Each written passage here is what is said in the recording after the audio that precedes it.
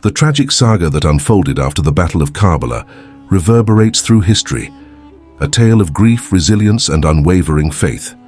Join us on a solemn journey as we delve into the harrowing expedition of the captives of Karbala, led by the noble Imam Zainul Abidin from Kufa to Damascus.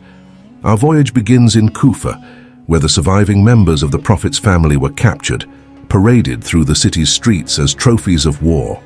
Amidst the sorrow and humiliation, Imam Zainul Abidin stood as a pillar of strength, offering solace and guidance to the broken-hearted captives.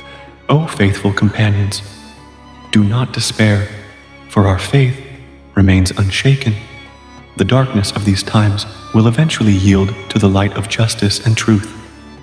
As the caravan advanced, it reached Nainawa, where the captives' spirits remained resolute despite the ordeal they endured. Zainab bint Ali, a beacon of courage, comforted the children and rallied the captives to endure the trials ahead. Fear not, little ones, for our suffering shall not be in vain. Our sacrifices shall ignite a flame that will illuminate the path of righteousness.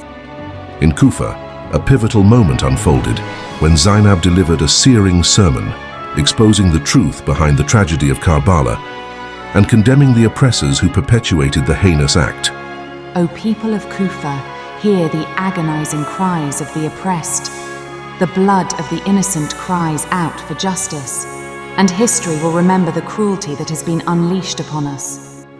The journey pressed on, reaching the bustling bazaar of Damascus. The stark contrast between the captives' suffering and the city's vibrancy underscored the magnitude of their plight. As the captives moved through the streets, their presence drew the attention of the local population, raising questions and whispers about the events that had transpired. Amidst the crowd, the menacing figure of Shimr ibn Diljawshan gloated over the captives, a reminder of the atrocities committed on the battlefield of Karbala. Your defiance has been crushed. Your destiny lies in chains, a testament to the might of those who stand against you. The arduous journey culminated at the palace of Yazid, the very man responsible for the tragedy. The captives stood before him, their eyes reflecting both sorrow and resilience. Imam Zainul Abidin's resolute address to Yazid resounded with courage, a powerful rebuke against the tyrant's attempt to quell the legacy of Karbala. O Yazid, do you think our silence signifies defeat? The flame ignited in Karbala shall never be extinguished.